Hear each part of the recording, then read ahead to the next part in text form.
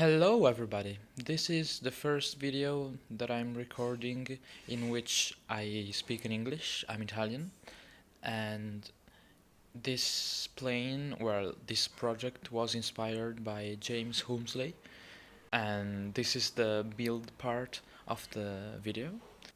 The flight footage is in the second part, and I will explain all the details about my plane in the end.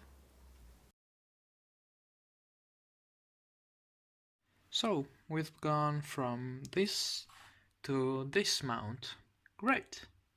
So, the mount feels pretty snug, and as you can see, I can put the EDF in it quite easily, and when it locks into these cuts, it's not gonna go anywhere. And so the wing tie downs are gonna run under the motor, and this is a 70mm EDF. I'm gonna run it on 4S, and the ESC I'm going to use is this 65 amps 5 amps switching BEC from full power. The mount is gonna be tied down to the upper part of the wing using the same rubber bands as the wing tie downs. Alright, so now I'm at the field, and as you can see, the view is great. The sky is awesome. Alright, so now I'm at the field, and as you can see, the view is great. The sky is awesome. And this is the plane. I have a Runcam 2 on the right wing, a green LED strip on the right wing, a red one on the left one. On the tip of the left wing I have a counterbalance weight. This is the setup. The mount is attached to the plane with rubber bands. In the inside I have a 2300 4S battery, the 65 amp ESC X8R. The front of the plane is left open for cooling. This is an old motor glider fuselage that I built, and it's relatively tail heavy, so I had some problems balancing it, but putting the battery so far forward managed to bring the CG point in the right place. I also use the X90, the Tyrannis.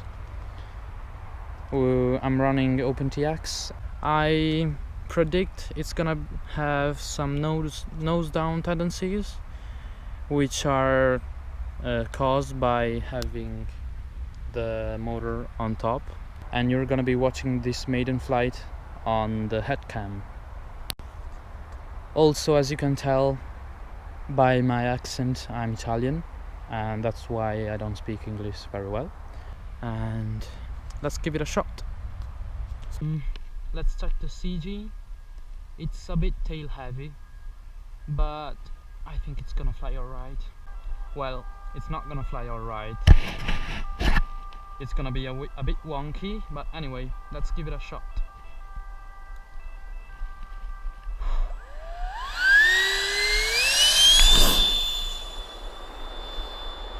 To take off, I had to use full throttle, which is not good at all. I don't like it. And I can see that it's not flying very well. I need to make it much lighter.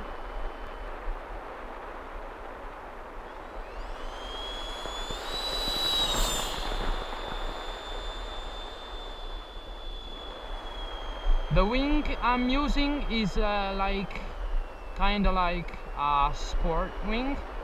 It's very agile. It's an asymmetric profile. Okay, glide low pass.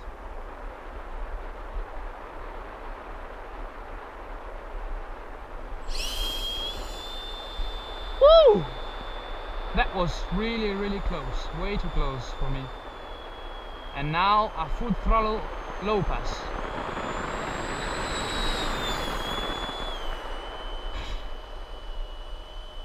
I can barely keep it in the air. It's not flying well at all. Anyway, let's check the voltage.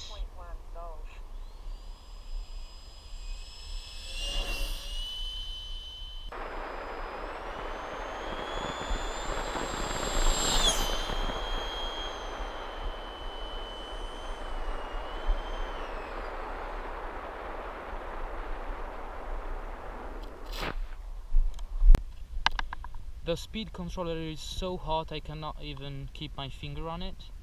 And remember, is a 65 amps ESC. And I can also slide the battery from the front. Yes! Ta-da! These are the batteries that I'm using. They are 2345C 4S batteries from Tatu. They are great, very high quality. Okay, so this is the more technical part of the video, and I'm gonna show you some nice features of this plane. So I have vortex generators on the wingtips, as you can see. The LED wires are hooked up to the main battery through this connector, which is placed between the ESC and the battery, and with a JST which has a servo cable which runs all the way through the fuselage, exits the fuselage, and it's this one basically, and then that cable powers all the LEDs. I have the Runcam 2 on the wingtip. As you can see, I have full-length ailerons operated by 9-gram servos. The EDF is a 70mm EDF. I have telemetry on this plane because I'm using the Taranis. I have voltage telemetry. Inside I have an X8R.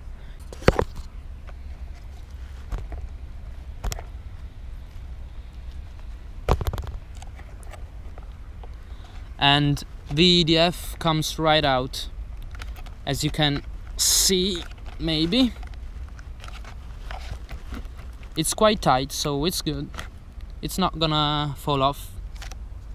So this is the EDF. It's a 70mm 5-bladed EDF. I don't know anything about the motor, I'm sorry. And it's brushless, of course, otherwise it wouldn't be drawing so much power. This fuselage is made with balsa wood, and you can see nothing. Anyway, it originally was using folding propeller, and this is the mount used by Ed from Experimental Airlines for brushless motor, and I was using an outrunner motor. So the carbon tube in the tail is a 1 centimeter carbon tube. The servos are, this one for the tail is a Metal Gear servo from Hobby King, and this one is a normal 9-gram servo which operates the rudder. As you can see, it's not that big. It's 1.4 meters wingspan, and I don't know how long it is. Anyway, the airfoil is symmetric, kind of. It's not really symmetric because I made it, I built it, so it's not completely symmetric, but it's almost symmetric. These are the servos I was talking about. These are higher quality than the tail ones. These I bought from Jonathan, which is an Italian dealer for hobby parts. The fuselage from below looks like this. I have a hatch in here which opens up and shows you the receiver. This, as you can see, the X8R. And this is the JST cable I was talking about for the LED strips. And that's basically it. So this video was inspired by the Instagram post from James Whomsley, and I would like to thank you for this opportunity. I made this mount up in the afternoon, and then now I'm flying it. Keep up the good work. I love watching your videos, and thank you all very much for watching. Bye bye.